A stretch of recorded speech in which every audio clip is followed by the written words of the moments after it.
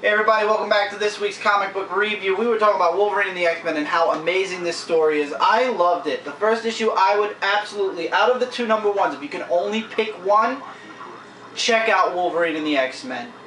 Check it out. Because I think you'll find it enjoyable. Okay, we were in the middle of the book. Funniest part was, there were tons of funny things here and there. I don't want to spoil too much, but since it's going to be mentioned in the cast, yes, there was an Avenger cast, and it will be posted after this review. Physics, taught by Rachel Summers. Forget everything Emma Frost taught you. First hilarious thing in the entire book. Kitty Pryde being headmistress also was hilarious. Amber, you have two of your runaways in this book, really quickly. Chamber, and what's his name? The other one, Husk. Can I see Husk? No, can I see them in the comics? Oh, I don't know. I haven't with this artwork. Because Husk is female in the Runaway. Okay, so? Or not the Runaway, Gen X. So?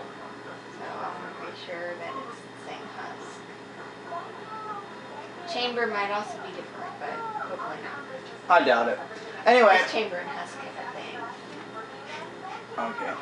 Cade Kilgore shows up at the gates of the X Mansion. I'm calling it the X Mansion. I'm sorry, Jean Grey School for Higher Learning.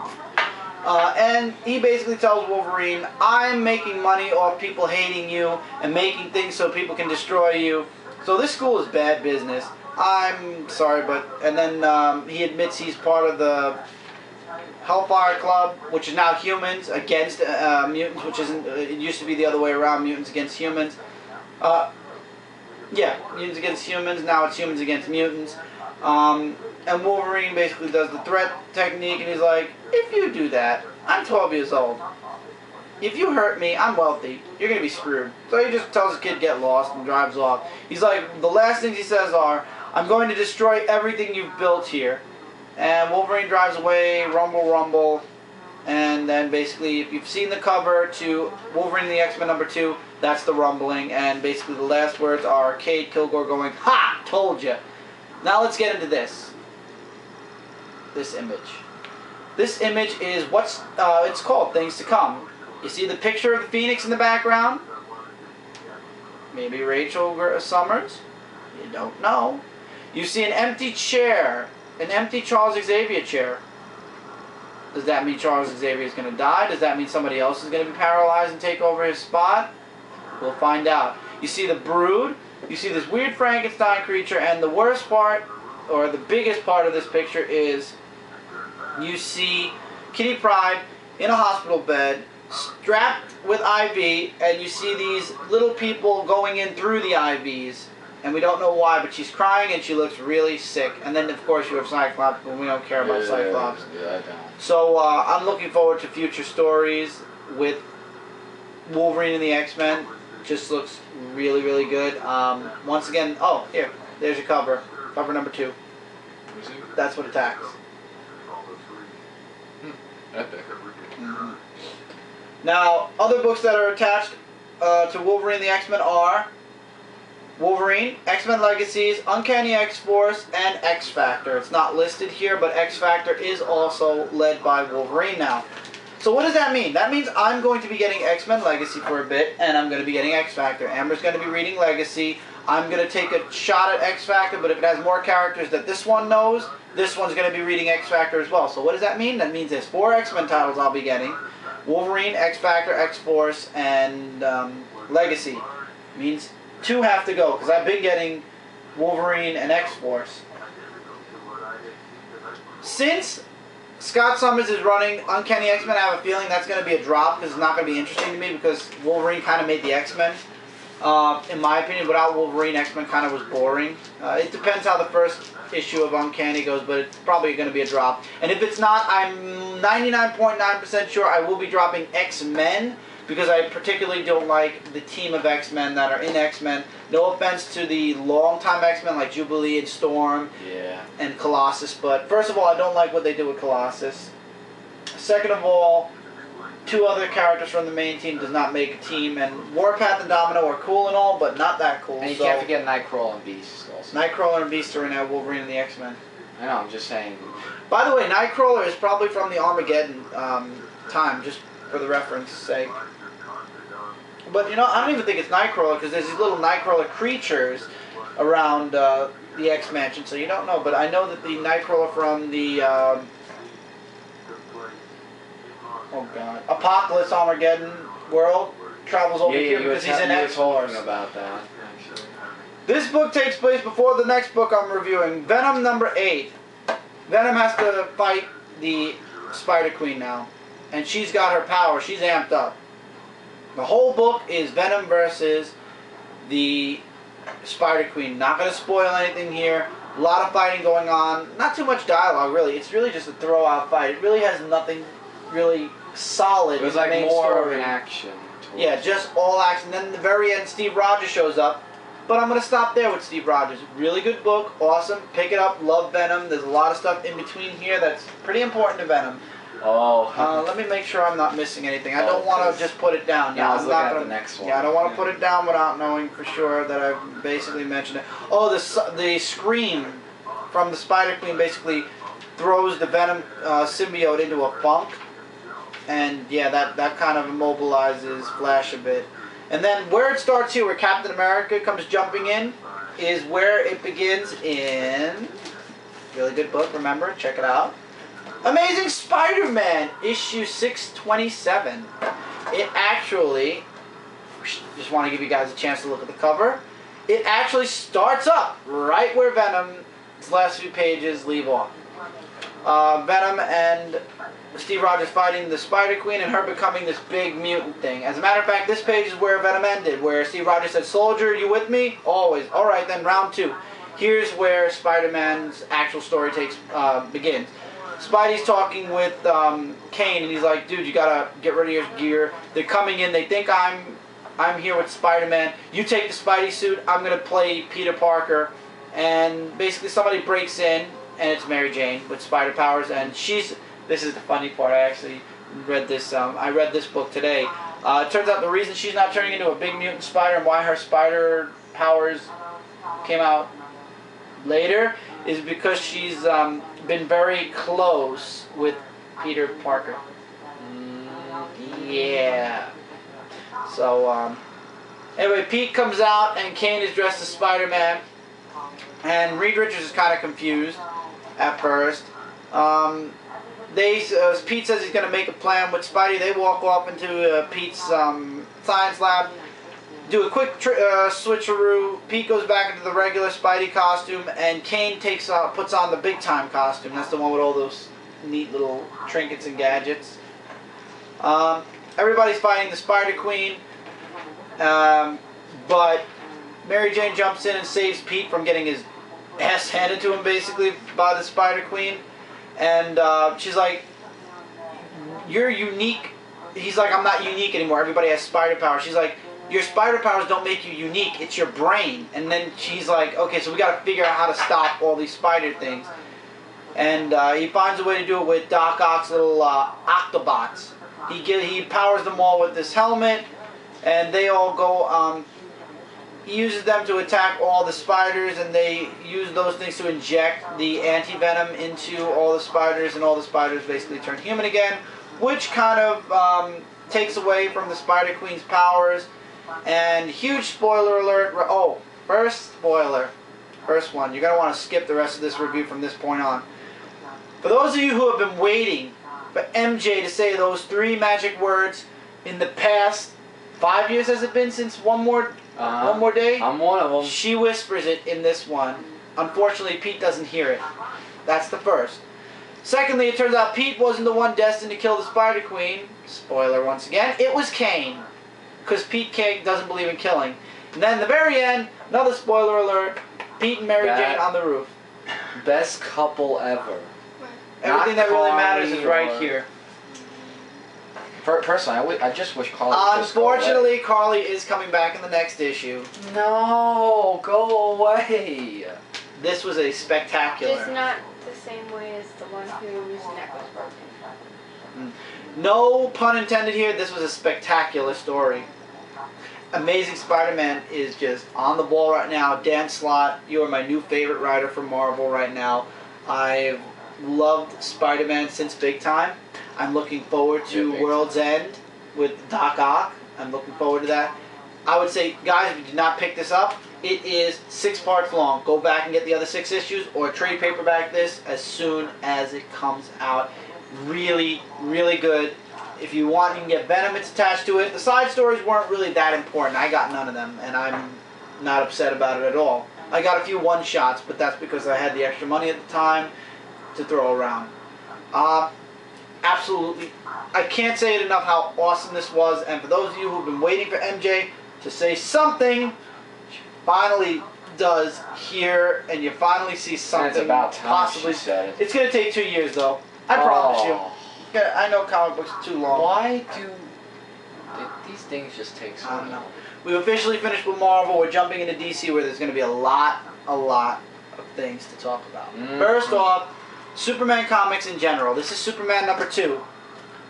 When it comes to Superman and Action Comics, I will no longer be doing reviews on them. That is the big news, guys. I cannot review those 2 books anymore. I cannot. I cannot review them because no matter how good they are, even though I did enjoy Action number 2 a bit, and the only reason I enjoyed it is because it was better than Action Comics number 1. Now, if you were going to compare that to the 90s Superman, it sucked. If you were going to compare this to the 90s Superman, it sucked. I cannot be unbiased in my reviews of Superman, and that's not fair to you guys, and for those of you out there who are watching my reviews for the first time looking for information on Superman 2. Or any Superman book in the future. So from now on, I will be mentioning the books come out on this date, maybe giving a briefie here and there, but for the most part, I will not be reviewing Superman anymore. To be honest with you, if I wasn't such a diehard Superman fan, and if I wasn't so attached, I would be dropping this Action Comics because I don't like Grant Morrison, and all the other super titles like that. But because I'm a very strong fan, I'm going to weather this out no matter how many years it takes. But I'm telling you guys, I cannot be unbiased. I don't like it. I don't like the costume. I don't like the stories. I don't like the relaunch. I can't like this. Just awful to put in short. I can't like it. I know Mel, the X-Men 14, is dropping Superman. She's not even going to bother with issue 3 of Action or Superman. I know a lot of people who have been dropping Superman. I don't care what any of you say. Superman did not need a relaunch, but since you guys believe he did, here's your Superman. I'm not reviewing Superman anymore. That's my first bit of news. Secondly, Savage Hawkman number 2. Joe's not here this week due to the snow that happened today. I was really messed up about the snow. I mean, and in October, snow? Early. Really? In October? So, there's no... This will be carried over to next week's review. Another book is The Fury of Firestorm number 2. This is going to make or break it for me with Firestorm. It broke. I don't like it. Not getting it anymore. Another drop for the drop pile. That's, And that's basically it. Another thing, there are going to be major cuts. I'm not going to mention it here because I got to really think about it. But due to the fact that Marvel's going to be releasing a whole lot of stuff soon, and there's a whole lot of good stuff going on in Marvel, big events in IDW, and just the fact that I'm not going to buy comics that I'm going to read and say the next issue is going to make or break for me. The next issue is going to make or break for me. I'm going to sit down and review all of the DC Comics. First of all, I'm getting too many of the DC Comics. If you ask me, I counted. I'm getting 11 this week, including the side story. And I'm only getting like 7 Marvel books. Granted, DC is drawing the line at $2.99, but you know what? 3 of their books already broke that rule. Action Detective and Justice League. So, I'm sorry, DC, you did not draw the line at $2.99, and I don't want to hear any BS about extra content, because I did not see that much extra content in Batman, in Detective Comics. As a matter of fact, I saw 0 extra content, and you're still charging me $4. Well, mine is, I do get a discount from Midtown, but still. yeah. Since you're not going to draw the line at $2.99 on certain ones, certain other issues are going to have to be dropped, and there's a lot going on in Marvel.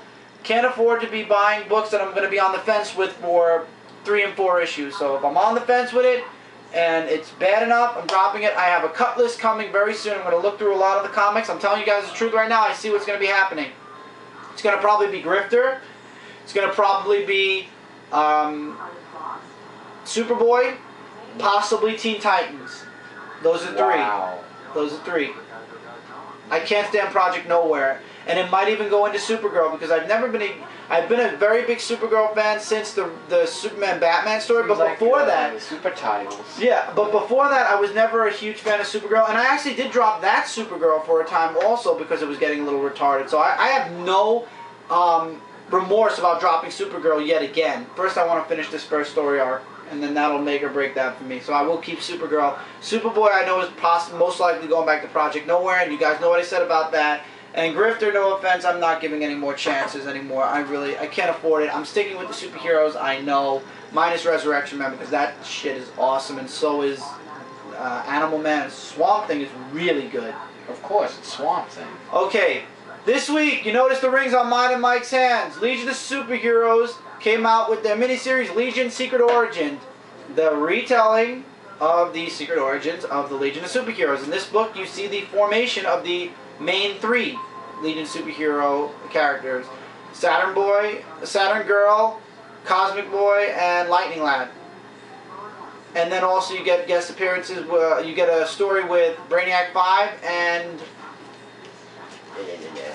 cannot remember, Phantom Girl. I believe her name is Phantom Girl. Amber, your book is in my arms. Thank you. And I'll say Phantom Girl. I think she's Phantom Girl.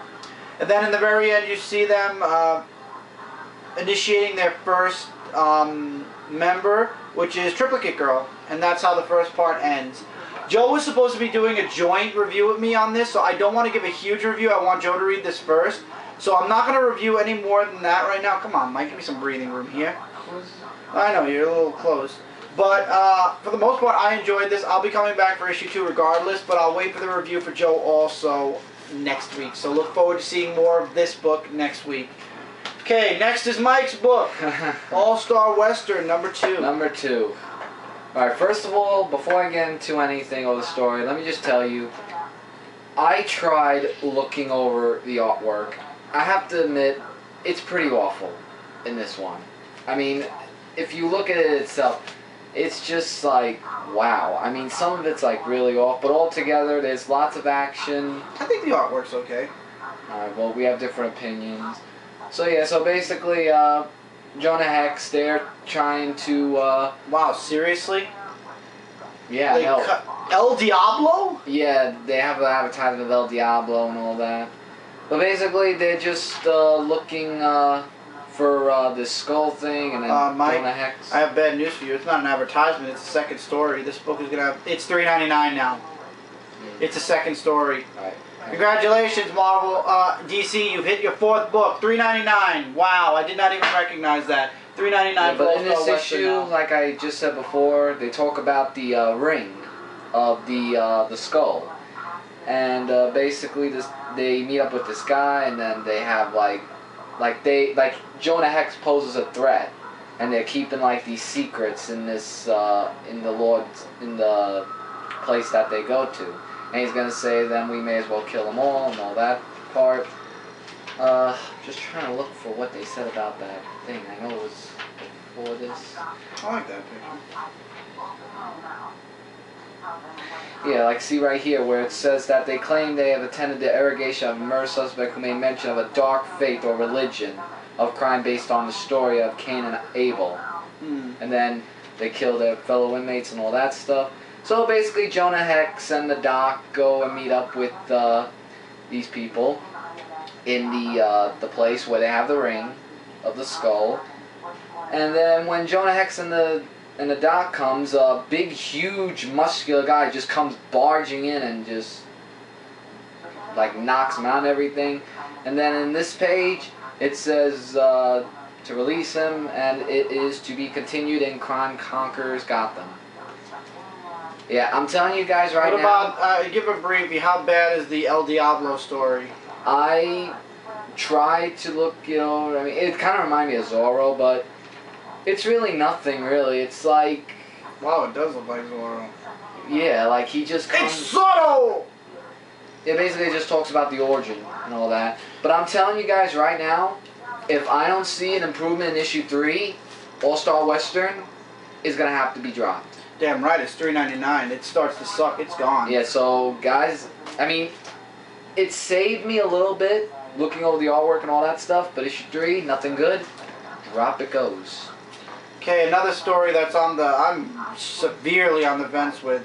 Teen Titans #2. It feels like the team is together, but it's not together. It starts off with Tim and Cassie finding a place to stay, and Superboy, this is why I'm dropping Superboy 95%, is completely emotionless. He's like, I don't understand why I'm studying this girl. I should just find her and kill her. Is it bad that I don't care?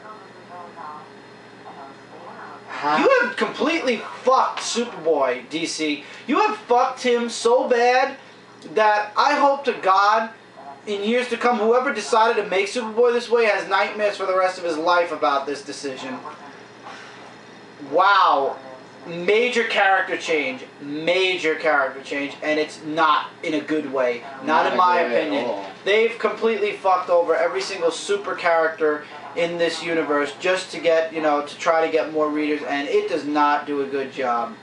But let's forget that right now. I've had enough of telling DC how stupid they are and how retarded this whole relaunch with Superman is. And I'm not going to make my reviews a whole rant. I'm going to actually talk about comic books. Tim Drake is looking for Skitter. One of the funniest names in comic book history. Every time I say Skitter, I think of Skittles. I was just about to say Skittles.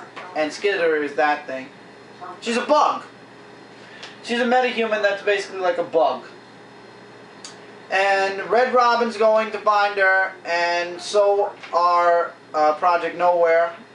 Red Robin has a confrontation with one of the metahumans that works with Project Nowhere. He fights them for a bit. They disappear. He doesn't know where they go, where the other two go. Basically, this metahuman, they're 3 brothers, and they have the ability to teleport wherever the other brother is.